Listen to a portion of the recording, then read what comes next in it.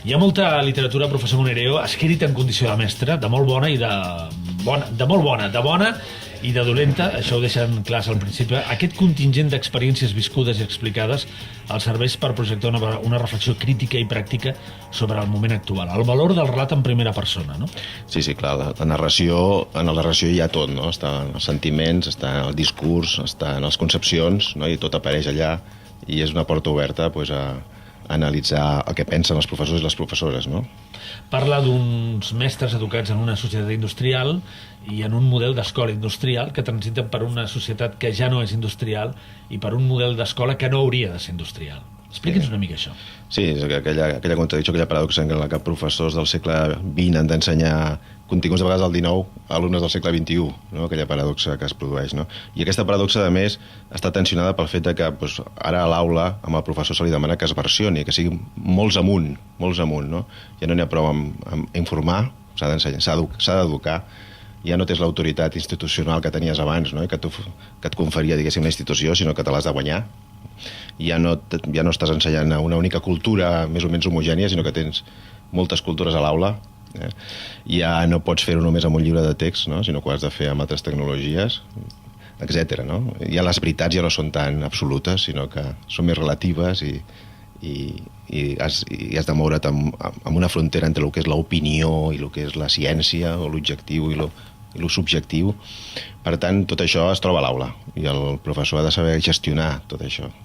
Jo diria que, per mi la metàfora té molt a veure amb la d'actor o la d'actriu, no? Ha de ser una persona que realment, com deia abans, sàpiga versionar-se i sàpiga en cada moment contextualitzar allò que està fent en cada grup classe. M'agrada molt la idea aquesta en el sentit que expliques alguna que no s'ha escrit generalment un llibret i has d'impactar amb aquells alumnes perquè quedi alguna més enllà i els has d'emocionar també. Em sembla que és molt oportuna la idea de l'actor que es versiona, la idea de l'actor que és molts amunt, que a vegades ha de fer comèdia, a vegades ha de fer drama, i que ha de mantenir un cert distanciament. Jo crec que s'aprèn a ser professor com s'aprèn a ser actor, que és un artifici, ser professor. No és algo natural, és un artifici. I s'ha d'aprendre, i es pot aprendre. I una de les coses que ensenyen poc és a com gestionar això, les emocions i els sentiments pròpies i dels alumnes. És un tema pendent.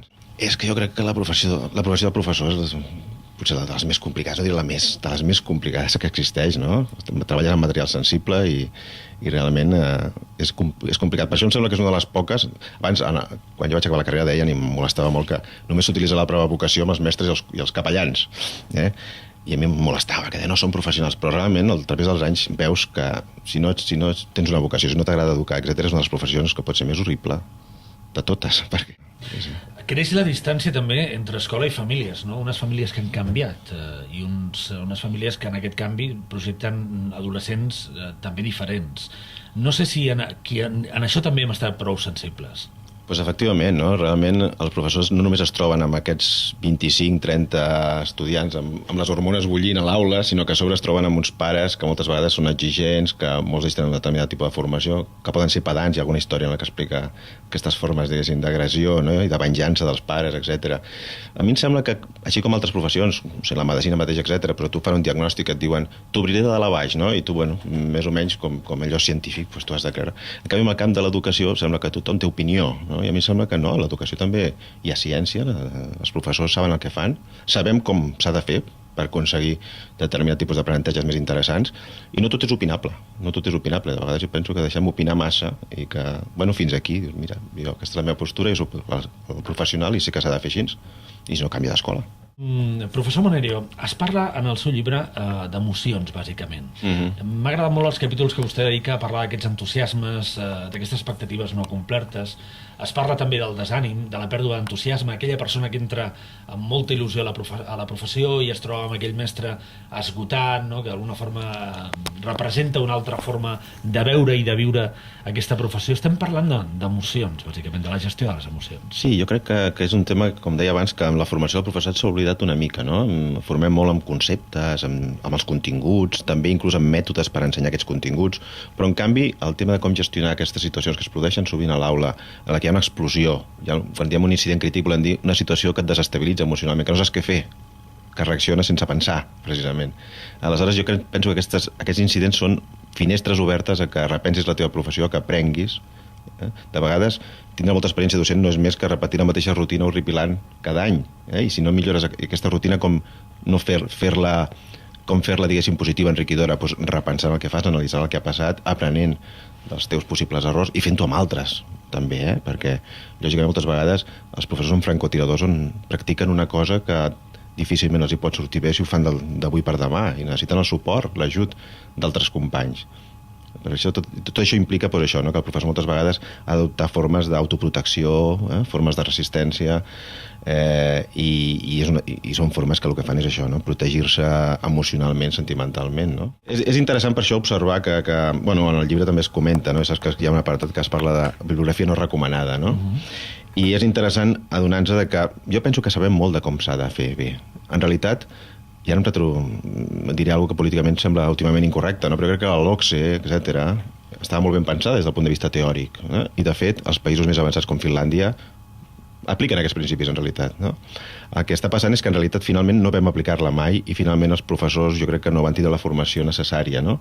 Entre d'altres, aquesta que dèiem, no? Que també implica formar un professor i que sigui sostenible implica un canvi en la seva identitat més profunda. I la identitat està formada per unes concepcions, per uns mètodes d'ensenyar, però sobretot per unes emocions.